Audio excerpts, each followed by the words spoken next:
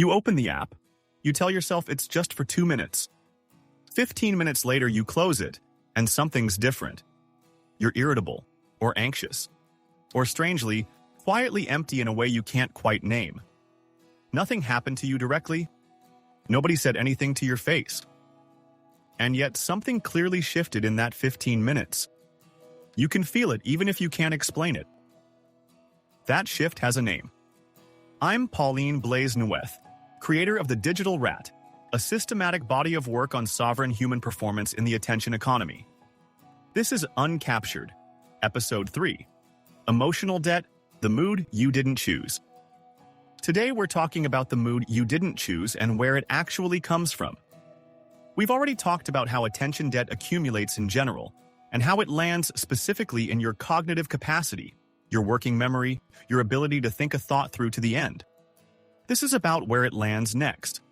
The emotional weather you carry through your entire day, most of which, if you really trace it back, you never actually consented to. Here's the definition. Emotional debt is the accumulation of unprocessed affective states, manufactured deliberately by feeds engineered to maximize your reaction, not your well-being. Every single piece of content you scroll past is competing for a reaction. Outrage, envy, urgency, delight. It doesn't particularly matter which emotion, as long as it's strong enough to keep you scrolling, because reaction is the currency that keeps engagement high. You don't choose most of these emotional states as they arrive. They are selected for you, algorithmically, based on a simple prediction. What has kept people like you engaged before? And none of it just disappears when you close the app. It settles.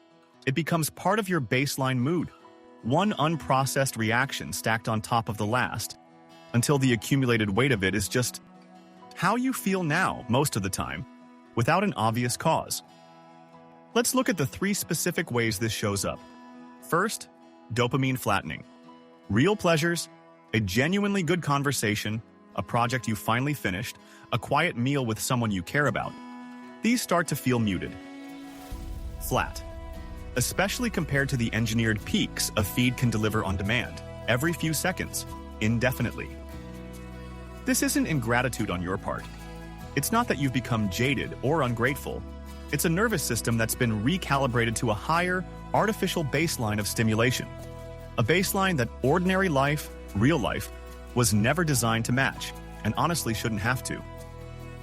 Think about what that actually costs you over time. If a 15-second video can deliver a sharper hit of novelty than an hour-long conversation with someone you love, your nervous system starts, quietly, to prefer the video. Not because the video is more meaningful, it almost never is, but because it's more efficient at producing the specific sensation your baseline has been recalibrated to chase. That's not a preference you chose. That's a preference that was installed. Second, the comparison spiral. Constant exposure to curated, filtered, highlight reel versions of other people's lives creates a quiet, compounding debt against your own sense of being enough. And here's the thing. You almost never consciously compare yourself and register a loss. It doesn't happen at that level of awareness. It happens below the threshold of noticing, dozens of times a single day, until the accumulated balance shows up as a low, persistent hum of not enough. Not enough success, not enough beauty, not enough of a life, even though you couldn't point to the specific comparison that caused the feeling. Third, reactive volatility. Emotions become faster to trigger and considerably harder to regulate because the content diet training them, day after day, is optimized for outrage and urgency, not for calm, not for steadiness. A mind that's been fed a steady stream of engineered emotional peaks doesn't just settle back to baseline the moment you close the feed. It stays primed. It stays activated, looking for the next spike, reacting faster than it used to things that probably don't warrant that level of reaction. This is why so many people describe feeling on edge without being able to name a specific cause. There usually isn't one specific cause. There's an accumulated one.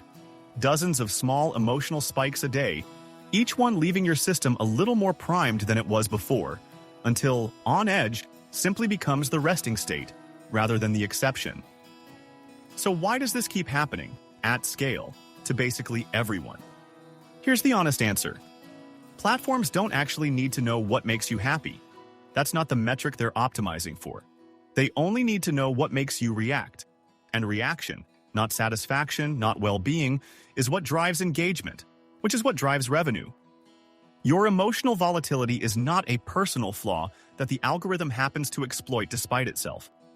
It is the exact output the system was built to produce, because a volatile emotional state is, by definition, a more engaged one.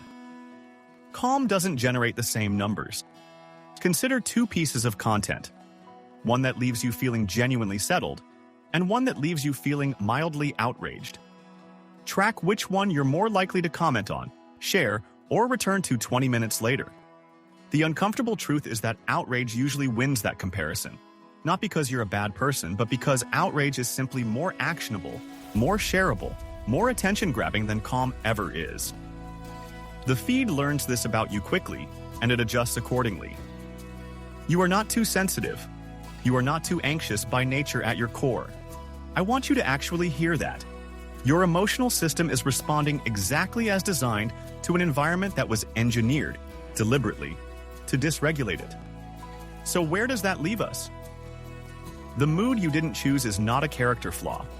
It's a debt, accumulated by design, one unconsented reaction at a time, compounding quietly in the background of your life until it becomes the background itself.